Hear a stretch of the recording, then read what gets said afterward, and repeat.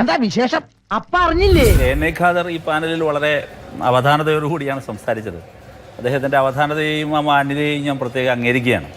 പക്ഷേ ഈ മാന്യത അങ്ങ് പല ഘട്ടങ്ങളിലായി ആവർത്തിച്ച് പറഞ്ഞൊരു വാക്ക് കൂടിയാലോചിച്ച് ചെയ്യും, ട്രാൻസ്പെറൻസിയോടുകൂടി ചെയ്യും. ആരുടെയെങ്കിലും ഒക്കെ പുറത്ത് കുതിര കയറാൻ തുടങ്ങുന്ന അസുഖം ഉണ്ടല്ലോ, അത് നിങ്ങൾക്ക് ഈയിടെ വളരെ കൂടുതൽ. ഇത് രണ്ടും ഇല്ലാതെയാണ് അങ്ങയുടെ സഹപ്രവർത്തകനായ ഈ മന്ത്രിസഭയിലുള്ള ശ്രീ കെ എം ഷാജി എന്ന മന്ത്രി പെരുമാറുന്നത്.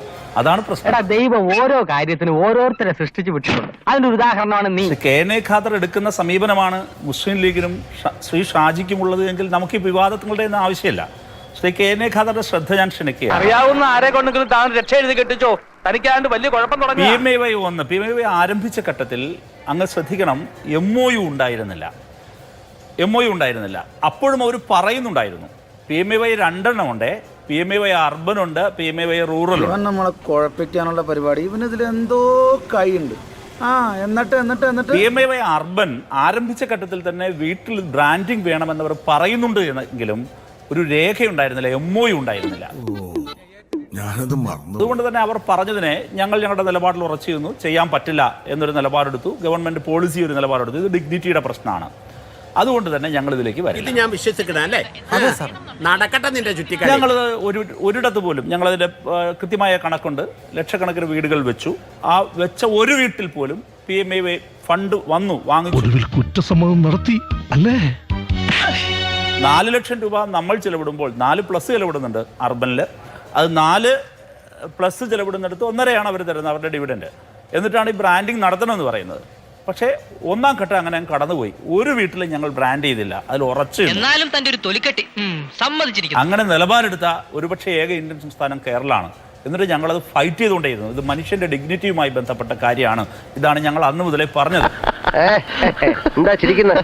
അല്ല, നിന്റെ തമാശ എനിക്ക് ഇഷ്ടമായി. കെ എൻ എ ഖാദർ ഒന്ന് പറഞ്ഞു കൊടുക്കണം ശ്രീ ഷാജിയോട്. മനുഷ്യന്റെ അന്തസ്സിന്, മനുഷ്യന്റെ ആത്മാഭിമാനത്തിന് ക്ഷതമേൽപ്പിക്കരുത് എന്നത് വളരെ പ്രധാനപ്പെട്ട ഒരു കാര്യമല്ലേ? തനിക്ക് നിശ്ചയമുണ്ടോ ഉത്തമ? വളരെ പ്രധാനപ്പെട്ട കാര്യമല്ലേ? ഒരു വീടിന്റെ ചുമരിൽ അങ്ങനെ എഴുതി വെക്കാൻ പാടില്ല. അത് അവന്റെ അന്തസ്സിനെ ബാധിക്കും. എനിക്കൊന്നും മനസ്സിലാവുന്നില്ല.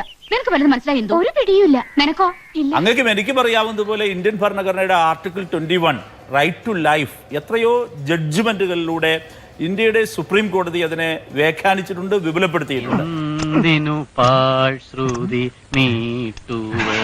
മനുഷ്യന്റെ ഭൂമിയുടെ ഉടമയാക്കുക, മണ്ണിന്റെ ഉടമയാക്കുക, അവനെ വീടിന്റെ ഉടമയാക്കുക എന്ന് പറയുന്നത് ഒരു സ്റ്റേറ്റിന്റെ റെസ്പോൺസിബിലിറ്റിയാണ്, ഭരണഘടനാപരമായ ബാധ്യതയാണ്. അത് കൊട്ടിക്കൊട്ടിച്ച് എഴുതി വെക്കേണ്ടതല്ല. പറ്റിപ്പോ മായമോ ഇല്ലാത്ത നല്ല കീർത്തിയം കക്ഷികളാ. നരേന്ദ്രമോദി സർക്കാരിന്റെ ഏറ്റവും മോശപ്പെട്ട പ്രവർത്തനമാണ്. ആ പ്രവർത്തനത്തിനെതിരെ കേരളം ഇന്നലെ വരെ ഒരു സ്റ്റാൻഡ് എടുത്തിരുന്നു LDF ഗവൺമെന്റ്. കേരളത്തിന്റെ മുഖ്യമന്ത്രിയായിരുന്നു ശ്രീ പിണറായി വിജയൻ 2 തവണ പ്രധാനമന്ത്രിക്ക് കത്തെഴുതി, നേരിൽ കണ്ട് അഭ്യർത്ഥിച്ചു. ഞങ്ങൾ MP-മാർ പല ഘട്ടങ്ങളിൽ ആവശ്യപ്പെട്ടു. മന്ത്രി ശ്രീ MP രാജേഷ് പലതവണ നേരിട്ട് വകുപ്പ് മന്ത്രിയെ കണ്ട് ഇക്കാര്യം സംസാരിച്ചു. ഹൗസിംഗ് ആൻഡ് അർബൻ അഫയേഴ്സ് മിനിസ്റ്ററെ. സമ്മതിക്കണം, നിന്റെ വായിൽ എങ്ങനെയാടാ ഇത്രയും പെട്ടെന്ന് ഇത്രയും വലിയ നുണകൾ വരുന്നത്? ലീഗിന്റെ അഭിപ്രായം എന്താണ്? കോൺഗ്രസിന്റെ അഭിപ്രായം എന്താണ്? അങ്ങ് നേരത്തെ പറഞ്ഞതുപോലെ കൂടിയാലോചിച്ച് മാത്രമേ ചെയ്യുള്ളൂ എന്ന് പറഞ്ഞു. ശ്രീ ഷാജി ഈ നിലപാട് പ്രഖ്യാപിച്ചത് ലീഗിന്റെ ഏത് ഫോറത്തിലെങ്കിലും ആലോചിച്ചിട്ടാണോ? ആരോടെങ്കിലും ഓവർ ഫോണെങ്കിലും ഒന്ന് ആലോചിച്ചിട്ടാണോ? എങ്കിൽ അത് വ്യക്തമാക്കണം. ഞങ്ങൾ കൂടിയാലോചിച്ചതാണ്, ലീഗിന് ഇത്തരത്തിൽ എത്തിച്ചേർന്നൊരു നിലപാടാണ്, അങ്ങനെ നിലപാടെടുക്കാൻ ലീഗിന് ഇന്ന കാരണമുണ്ട് എന്നങ്ങ് പറയണം. ക്ഷമ പരീക്ഷിക്കരുത്. ഇതുകൊണ്ട് ഞാൻ ഒറ്റ വീക്ക് ചെന്നുണ്ടല്ലോ. കെ എം ഷാജിയെ എങ്ങനെ വെറുതെ പറഞ്ഞ് ഒറ്റപ്പെടുത്തേണ്ട കാര്യമൊന്നും ഇതിലില്ല. മുസ്ലിം ലീഗ് പാർട്ടിക്കും UDF-നും ഈ ഗവൺമെന്റിനും കെ എം ഷാജി ഉൾപ്പെടെയുള്ള മന്ത്രിമാർക്കും യാതൊരു തരത്തിലും ഞങ്ങളുടെ രാഷ്ട്രീയമായ നിലപാടുകളിൽ, ആശയങ്ങളിൽ ഒരു വ്യത്യാസം വന്നിട്ടില്ല. നമുക്ക് ആലോചിച്ചാൽ അറിയാം, ഈ കേന്ദ്ര ഗവൺമെന്റിനുള്ള സമീപത്തിൽ ഇപ്പോൾ റഹീമിൻ്റെ പാർട്ടി, ഞാനിപ്പോൾ രാഷ്ട്രീയം പറയാൻ ഇഷ്ടപ്പെടുന്നില്ല. കാരണം ഇപ്പോൾ തെരഞ്ഞെടുപ്പ് കാലത്ത് റഹീം ഇപ്പോൾ പറഞ്ഞ കാര്യങ്ങളൊക്കെ പ്രസംഗിച്ചിരുന്നെങ്കിൽ ഇതിലേറെ വോട്ട് കിട്ടുമായിരുന്നു എന്ന് എനിക്ക് തോന്നുന്നു കേന്ദ്ര ഗവൺമെന്റിനെ പറ്റി. അന്നൊന്നും അതിനെക്കുറിച്ച് മുണ്ടിയിട്ടില്ല. ഈ കേന്ദ്ര ഗവൺമെന്റിനോട് അവരുടെ PMAY പദ്ധതിയെക്കുറിച്ച്, PM ശ്രീയെക്കുറിച്ച്, നാഷണൽ എഡ്യൂക്കേഷൻ പോളിസിയെക്കുറിച്ച്, അതിൻ്റെ ലേബർ സമീപനങ്ങളെക്കുറിച്ച്, കൃഷിക്കാരോടുള്ള സമീപനങ്ങളെക്കുറിച്ച് എനിക്കൊന്നും അറിയാൻ മേലടോ, എന്റെ തല ചുറ്റുന്നു. ഇതൊക്കെ ഇപ്പോൾ റഹീമിന് ഒരുപാട് പറയാനറിയാം. ആ റഹീം ഇപ്പോൾ ഇവിടെ ഈ പറഞ്ഞ കാര്യങ്ങളൊക്കെ പാർലമെന്റിൽ ഒന്നുകൂടി പറഞ്ഞാൽ തർക്കമില്ല എന്നാണ് എനിക്ക് അദ്ദേഹത്തിനോട് അപേക്ഷിക്കുന്നത്. പുതിയ പാരയായിരിക്കും. കേന്ദ്ര ഗവൺമെന്റ് നടപ്പിലാക്കുന്ന പദ്ധതികളോട് എന്ത് സമീപനം സ്വീകരിക്കണം, അത് എത്ര കണ്ട് നമുക്ക് ഇംപ്ലിമെന്റ് ചെയ്യാൻ പറ്റും, ചെയ്യാൻ പറ്റില്ല, അതിലെന്തെല്ലാം അമെൻമെന്റ്സ് വരുത്താൻ പറ്റും, ഈ വക സംഗതികളെ കുറിച്ചൊക്കെ ഈ ഗവൺമെന്റും പാർട്ടികളും ആലോചിച്ചു കൊണ്ടിരിക്കുന്നുണ്ട്. തീർച്ചയായും അതിനനുസരിച്ച് ഏറ്റവും അനുയോജ്യമായ തീരുമാനങ്ങൾ എടുക്കുകയുള്ളൂ. എന്താ ആ പ്രതീക്ഷയും കേന്ദ്ര ഗവൺമെന്റിന്റെ ഭാഗത്ത് നമുക്ക് കിട്ടാനുള്ളതൊക്കെ നേടിയെടുക്കാൻ വേണ്ടി ഈ ഗവൺമെന്റ് അതിന്റെ പരിശ്രമങ്ങൾ നടത്തും. അപ്പോൾ അങ്ങനെയുള്ള ഒരു ഗവൺമെന്റാണ്. എന്തോ കുത്തി പറയുന്ന പോലെ എനിക്ക് ഫീൽ ചെയ്യുന്നുണ്ട് കേട്ടോ.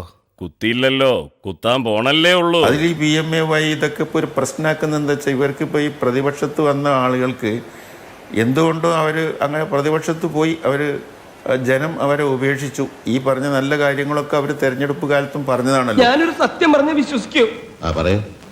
എനിക്കത് ഓർമ്മയില്ല. അതിനുശേഷം അവർക്കിപ്പോൾ ഒരു പിടിവള്ളി കിട്ടാൻ വേണ്ടി അവർ വലിയ ശ്രമത്തിൽ നടക്കുകയാണ്. അപ്പോൾ എന്തെങ്കിലും ഒരു സാധനം വീണ് കിട്ടിയാൽ അതിൽ കിടന്ന് കളിക്കാമെന്ന് വിചാരിച്ചു. ഞാനൊന്നും സമയമായിട്ടില്ല അറിയാം, പെരുമ്പാമ്പ് വിഴുങ്ങി അവന്റെ തലയിൽ സമയമായിട്ടില്ല. ഒരുപാട് ഈ ഗവൺമെന്റിനെ കുറിച്ച് പറയാനോ തീരുമാനങ്ങൾ എന്താണ്, എങ്ങനെയാണ് ഇത് നടപ്പിലാക്കുന്നത്, അതൊന്നും വന്നിട്ടില്ലല്ലോ, അതിനൊന്നും സമയമായിട്ടില്ലല്ലോ. അതാ ഞാൻ പറഞ്ഞു, ഞങ്ങൾ വരുന്ന സന്ദർഭത്തിൽ ഇവിടെ എന്തൊക്കെയുണ്ടോ അതൊക്കെ നിങ്ങൾക്ക് ഉത്തരവാദിത്തമുള്ള നടപടിക്രമങ്ങളാണ്.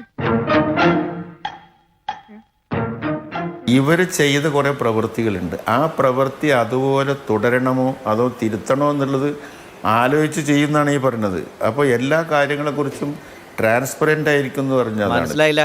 മനസ്സിലാക്കാൻ നിന്റെ പാർട്ടിക്കാരെ പോലെ തന്നെ നിനക്കും കുറച്ച് ടൈം എടുക്കും. ജനങ്ങളുടെ അഭിപ്രായങ്ങളും രാഷ്ട്രീയ കക്ഷികളുടെയും പ്രതിപക്ഷത്തിൻ്റെ ഒക്കെ അഭിപ്രായം കണക്കിലെടുത്ത് മനുഷ്യരുടെ ആത്മാഭിമാനത്തിന് കോട്ടം വരാതെ ഒരു നവകേരളം, ഒരു പുതിയ കേരളം സൃഷ്ടിക്കാൻ തന്നെയാണ് ഈ ഗവൺമെന്റ് പരിശ്രമം. നമ്മുടെ ഗവൺമെന്റ് എന്തൊക്കെ ജനങ്ങൾക്ക് കൊടുത്തു, കൂടുതലും വാഗ്ദാനങ്ങളാ കൊടുത്തു. മഹാത്മാഗാന്ധി തൊട്ട് പണ്ഡിറ്റ് ജവഹർലാൽ നെഹ്റു തൊട്ട് അഭിപ്രായങ്ങളൊക്കെ പറയേണ്ട സന്ദർഭത്തിൽ ആ കോൺഗ്രസ്സുകാർ പറയാറുണ്ട്. അത് അവരുടെ യുവാക്കൾ പറയാറുണ്ട്, വിദ്യാർത്ഥികൾ പറയാറുണ്ട്, നിയാസിനെ പോലുള്ള നേതാക്കന്മാർ പറയാറുണ്ട്. അതെല്ലാം ആ പാർട്ടിയെ പുഷ്ടിപ്പെടുത്തിയുള്ളൂ. അത്തരം അഭിപ്രായങ്ങളൊക്കെ വരുമ്പോൾ വ്യത്യസ്തമായ അഭിപ്രായം ഉണ്ട് എന്ന് മനസ്സിലാകുമ്പോഴാണ് ഒരു ഡിസ്കഷൻ വരിക. അതിൽ നിന്നാണ് ഒരു തീരുമാനത്തിലെത്തുക. മറ്റത് അതില്ലല്ലോ.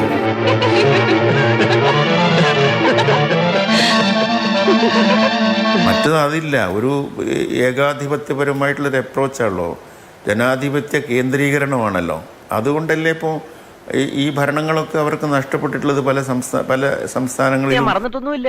അയ്യോ എന്ന് ഞാൻ ഓർക്കണില്ല, നീ ഓർക്കുകയല്ല. അതുപോലെ ലോകത്താകെ അവർക്ക് വന്നിട്ടുള്ള അപജയങ്ങളെ കുറിച്ചൊക്കെ ഞാൻ പറഞ്ഞിട്ട് ഇനി റഹീമിന് മറുപടി പറഞ്ഞ് ബുദ്ധിമുട്ടാൻ വേണ്ടി ഞാനൊരു അവസരം ഉണ്ടാക്കി കൊടുക്കുന്നില്ല. അപ്പോ നാളെ നേരത്തെ തന്നെ ഇങ്ങോട്ട് എത്തണം കേട്ടോ. ശരി.